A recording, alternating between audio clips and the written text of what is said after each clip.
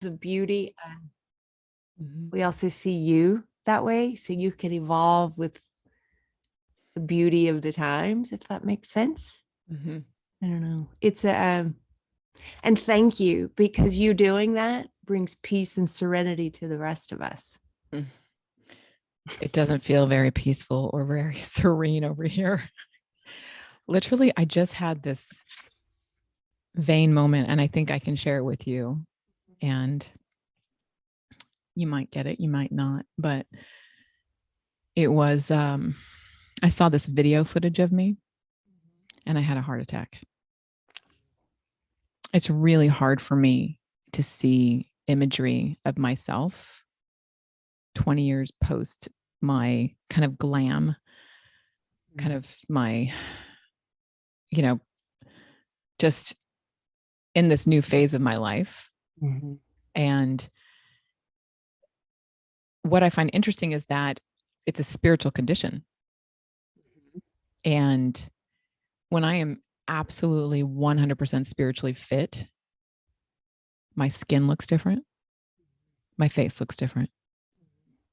My imagery, I see myself differently. Yeah. And it's a day-to-day thing. But I am getting into this place now where I only want to, like, vanity is going to force me to take care of myself. Oh, I love that. I love that kind of flip. And I do get it. And Yeah. and it is this dance that we do. Like, where is it? It's just enough vanity, so we're taking care of ourselves. And then it's like, oh no, it's gone too far. The Right. demon of vanity has reared its head. And now, and how do we, and this acceptance of Mm-hmm. this process that all life forms go through. Yep. For some reason, it seems particularly hard for, I think it's women, The female species. female species. Yeah. And I've had my teacher who's a male. He writes about men get a balloon payment in their 60s, where it starts hitting women, start feeling it 30s, 40s, 50s. Like, we've got it longer time. He's like, oh, but it happens to men. It just comes in a form of a big blop later. But yeah, and and I think we are to play a part in how we do it affects how the others who come after us. Yes. Yeah, this is it's on my mind a lot. It's on my mind. And maybe it's because this is a time for reflection around self-care and self-love, but it is definitely in my face. Yeah. Literally. Right. Figuratively, like like I look at myself and I'm like, whoa, what am I looking at? What happened? Yeah. Yeah.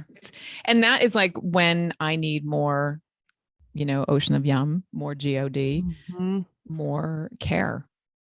Really, that is, I love that. That's the signal. That's what it's telling you. Yeah. Yeah. When I was much younger, in my teens, and acne was a part of growing up, 13, 14, 18, 20. I remember, I would pick at my face. I would just like, I just was like, I can't take it. And it would make things worse. Yeah. And I would beat myself up. Then it would become like this cycle of beating myself up around the action that I just took because of what I saw in the mirror. And I am so incredibly grateful to have the awareness to see that reflection from when I was 13, right, to where I'm at now. In contrast to the actions that I take now, I'm not picking at my face per se, like physically.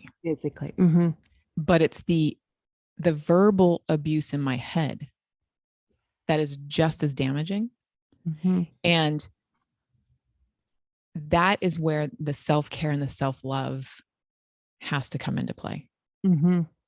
Like, I want to soften that voice because, you know, I'm just, you know, I'm okay. Like literally, I don't have, you know, like green, and I'm not, you know, alien, you know, yeah, it like, could be a lot worse. yeah, And I'm yeah. so grateful, right? I'm so Mhm. grateful for the body that I have, and that up to this point, I've been able to care for myself. And now I think what's being asked to me is I need to go deeper. I need to do Mhm. more. Yeah. And I think that is what happens at this stage and going through other, like hormonal changes in the Mm-hmm. body in the, 50s, 60s, and that whole menopause, pausing them. Pause. You are paused for right now. And what I also think of it is pausing this focus on the outer world. How do I look to the outer world? How am I measuring up? Mm-hmm. And and to go deeper. That's Yeah. where it calls us inward. And then this is where the rich stuff is, and the Mm-hmm. love and the acceptance and all that I was looking for out there by having, a flat stomach and the perfectly colored hair, whatever it Whatever. was. Yeah. Never really got it. But and then I was standing in the checkout line the other day and I saw this young, like preteen, and I saw her and something about her, I got this like feeling of, oh, wow, you're so beautiful. Mm-hmm. And you have absolutely no idea. And I might have been projecting that at that age, I had no idea. And just wanting her to feel love Mm-hmm. and then also then go back to myself of feeling this kind of relief of, Mm. oh, I don't have that. Yeah. It's and and I feel like that's part of the deal with the sagging and the wrinkles comes this relief Mm-hmm. in some ways. We can let that go. Um,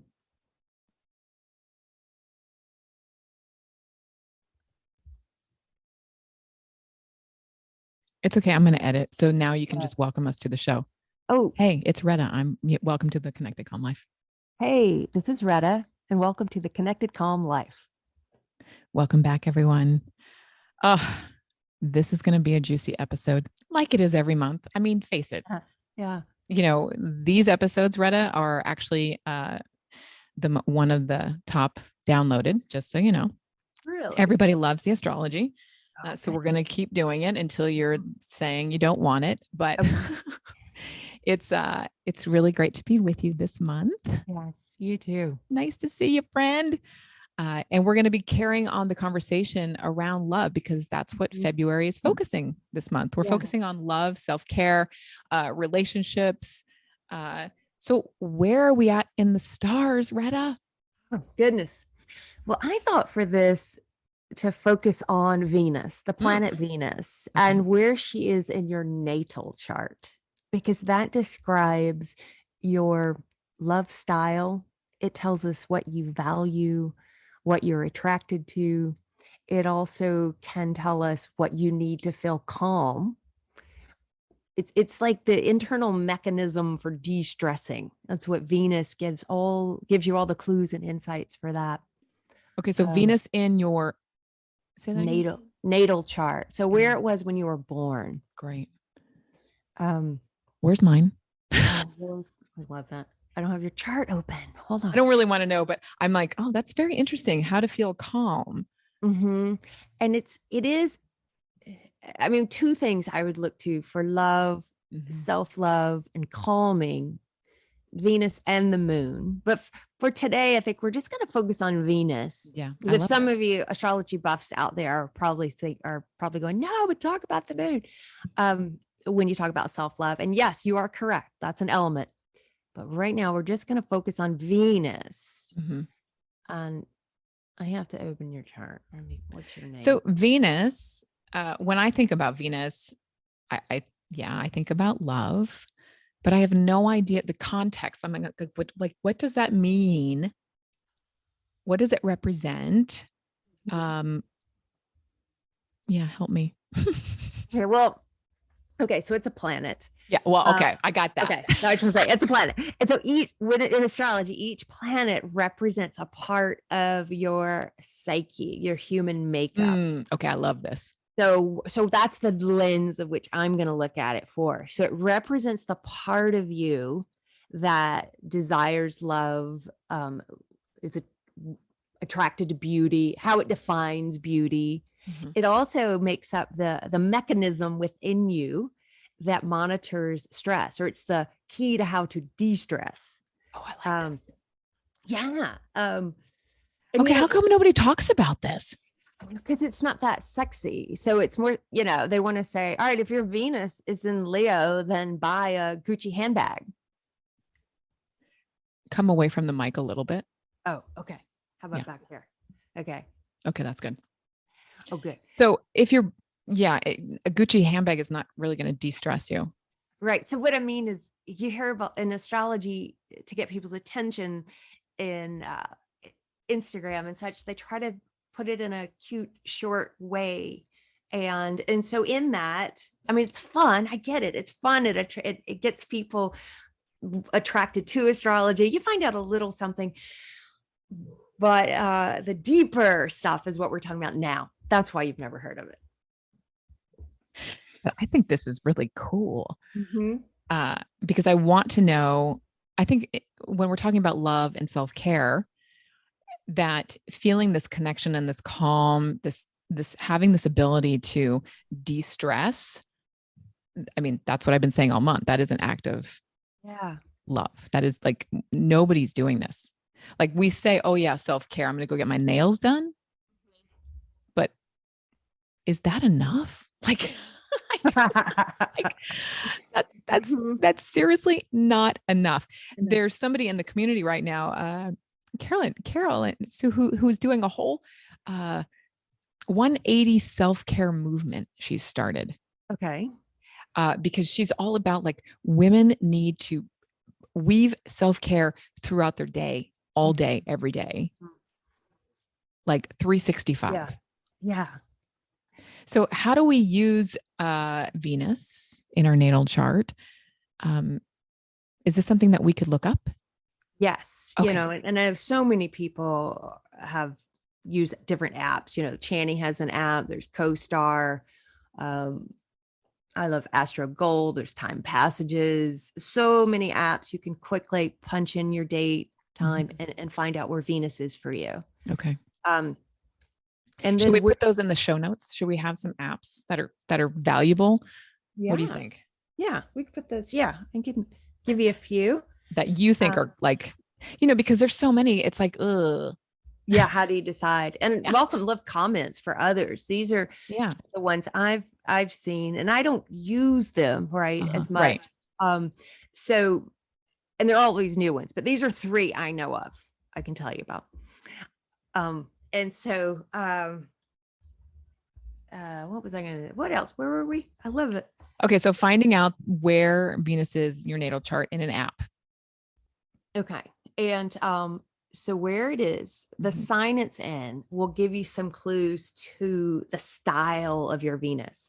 And even though we can say like there's certain things, blanket ideas that are self-care, good for everyone, meditation, good for everybody, taking a nap, good for everyone. But what I'm looking at is where Venus is in your chart, what sign it's in, is going to give you a little more specialized information specific to you, what's going to kind of calm and de-stress you, because it is different. There can be someone, if they have, let's say Venus in Gemini, they feel calm and de-stressed actually when their brain is stimulated through conversation or reading, learning something new, right? That seems very counterintuitive. Yeah. Counterintuitive. Now, what they take in, we might need to kind of fine tune, maybe it's reading a spiritual or sacred text, whereas you take someone with Venus in Taurus, that person really needs to just keep it simple. They want some good food. This is a person who can sit on a beach for days on end. As long as they have some good food, they're fine.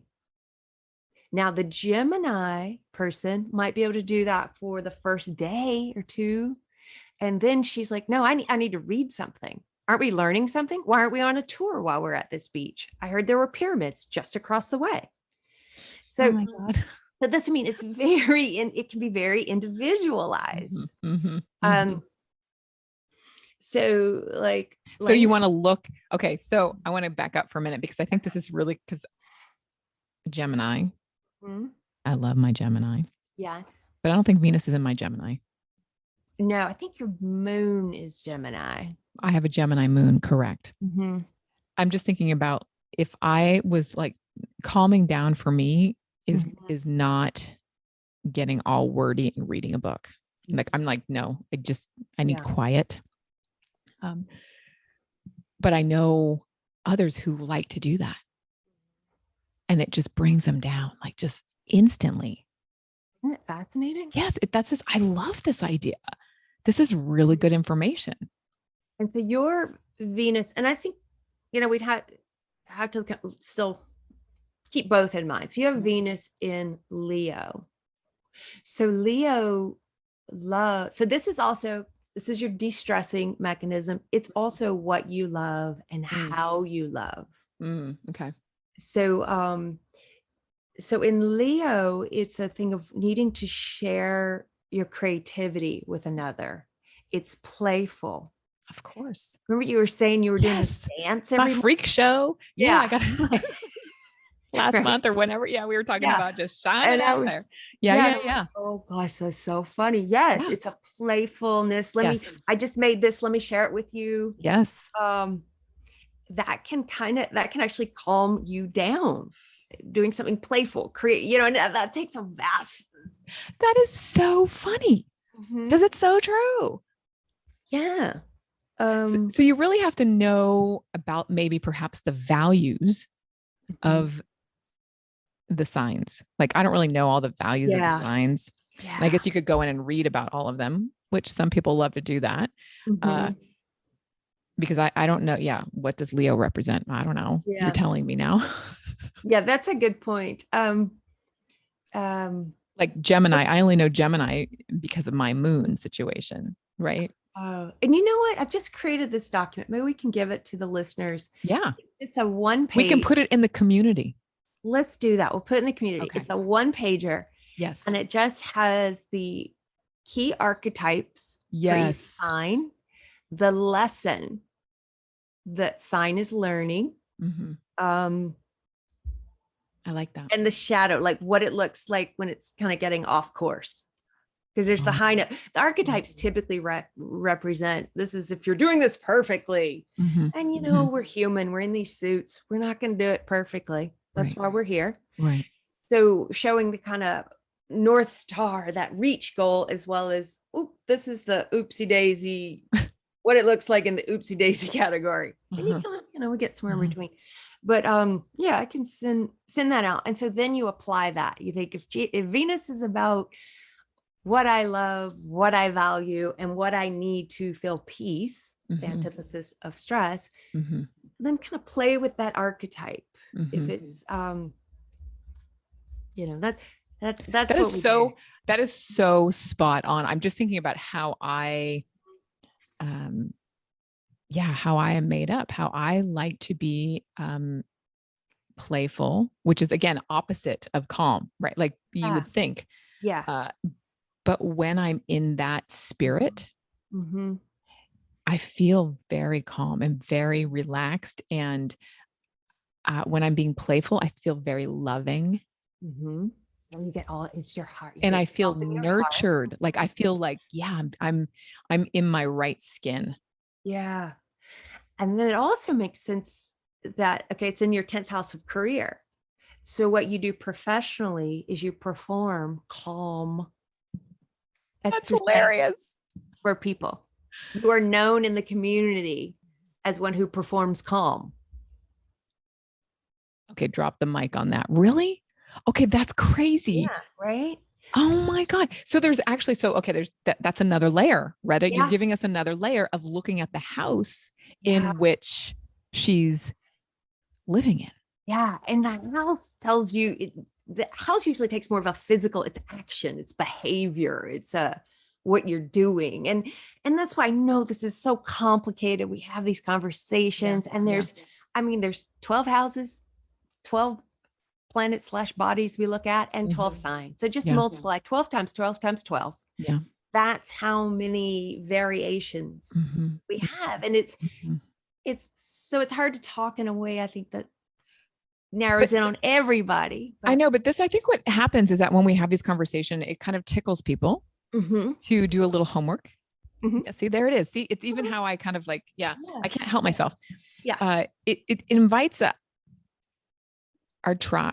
our community.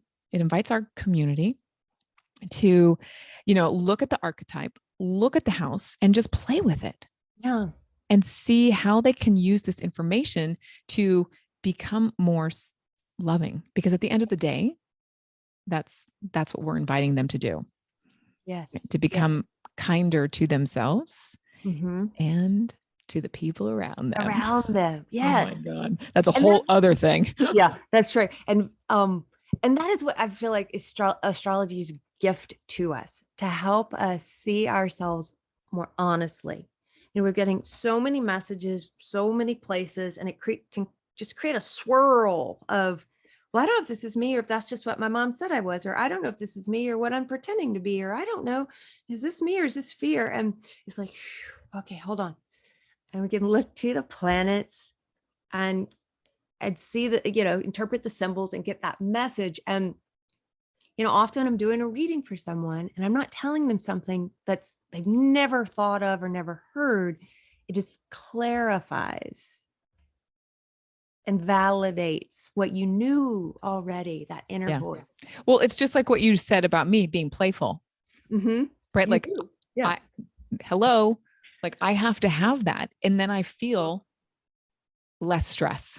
Yeah. When I don't have that element, it's not good. It's not good. It's not good. No. Oh, I love this so much. No. And what was I going to say? Okay. So Venus does, since we are the month of, love, Venus does help you, gives you some clues of who your natural partners are. Yes. Really? So what you love and value also means, and in that romantic partner, what you kind of need to fulfill that, your love style. Okay, this is fascinating. Right. So okay, but what if, wait. What if you're always up against that? Like, I guess you would know maybe it's time to kick them to the curb or something. I don't know. So it's really, say you have is this really in the stars? Seriously? Okay, you could have clashing, is that what you mean, clashing love styles? Yes. Okay. That can happen. However, I believe people have a vast range. And so also Libra is about, not Libra, Venus is about relationship. And so inherently within relationship is knowing when to compromise and when not, So and it takes two. So not one, we don't want one party doing all the compromising. It's not what we're talking about. So there's signs.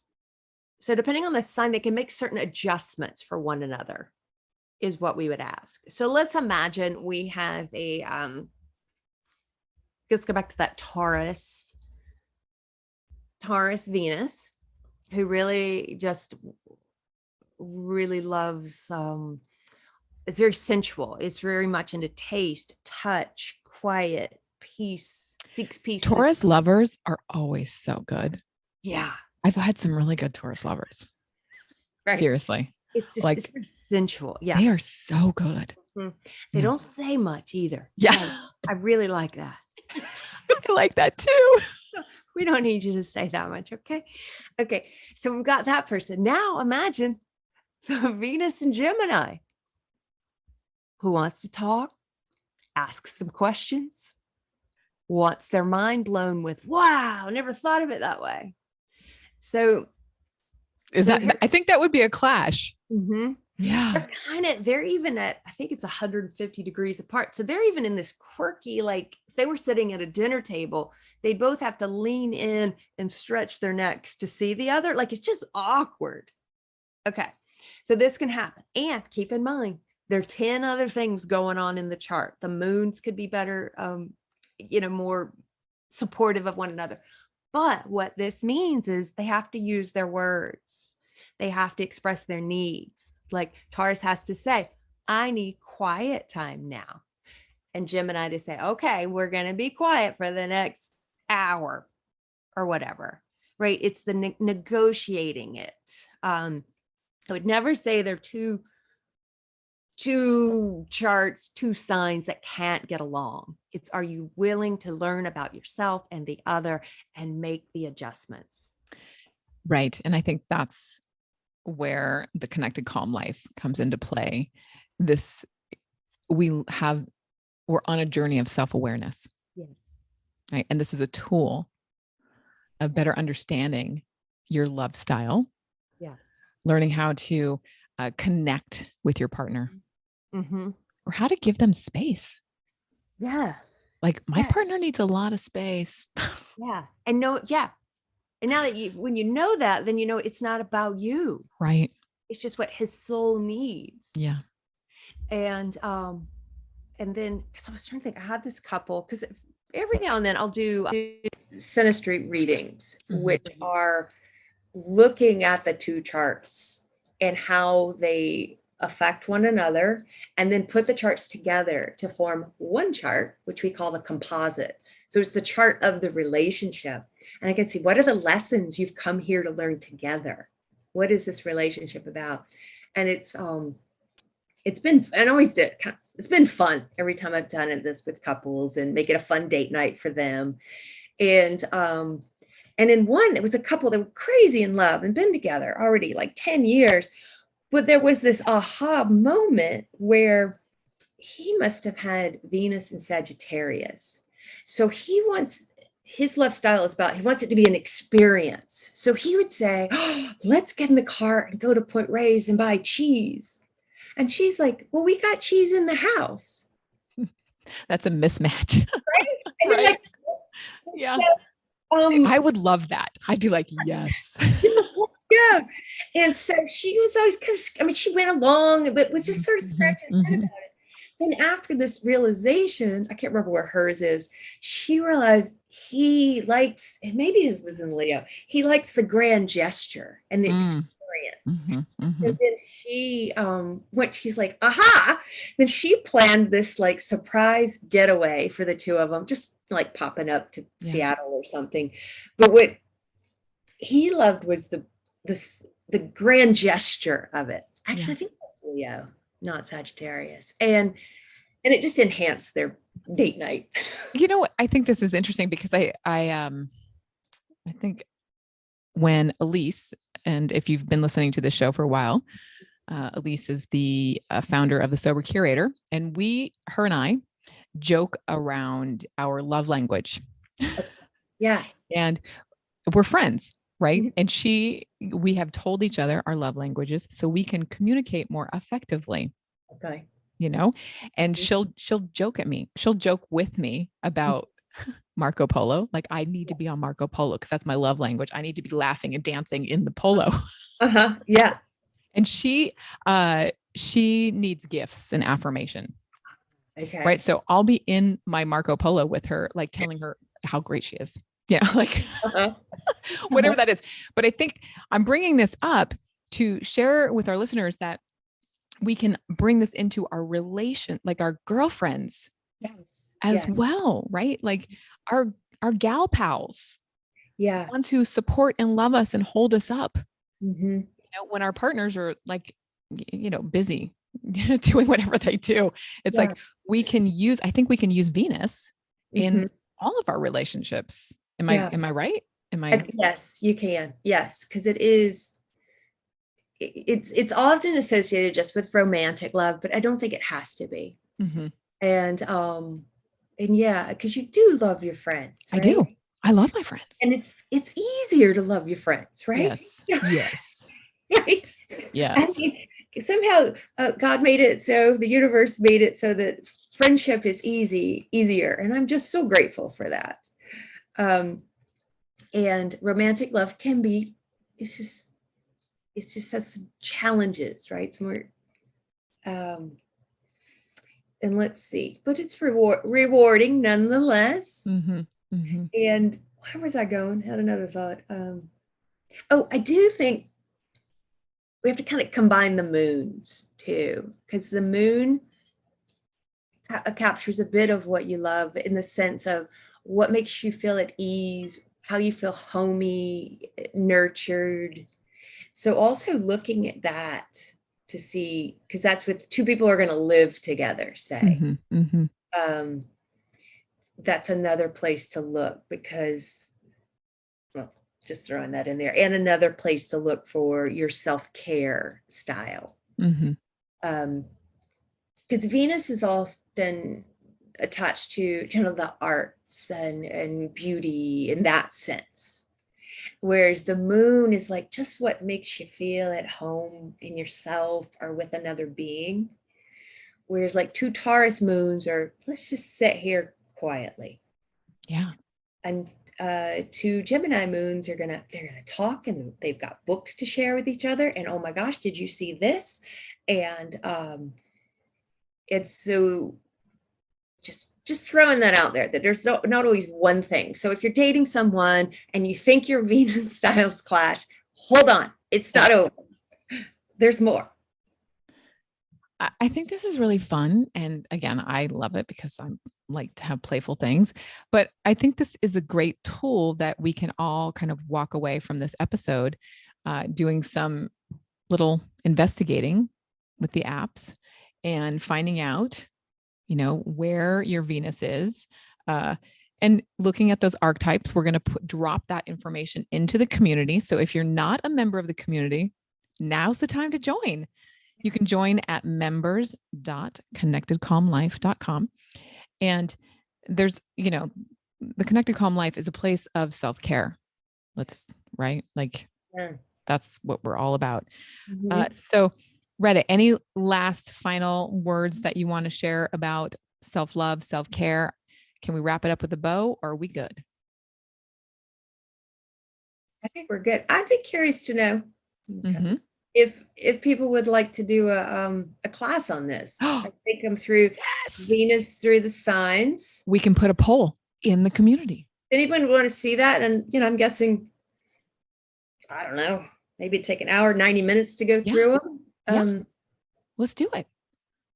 I think it'd be fun. Yeah. And another reason to join the community, because that's where it'll happen. Yeah. Let's talk about your love style. Let's do that. Okay. All right, friend. Thanks for hanging out. This is fun. Bye-bye. We will be here again next month with Retta. Make sure you join the community so you can get in on that class and talk about your love style. Grab that one page about the archetypes. Lots going on here. Retta, thanks so much for being with me. Thank you. Oh, my friend, may you find something bright, something light, and something so delicious it fills you up so you can be the best I know you can be. Until next time, take good care.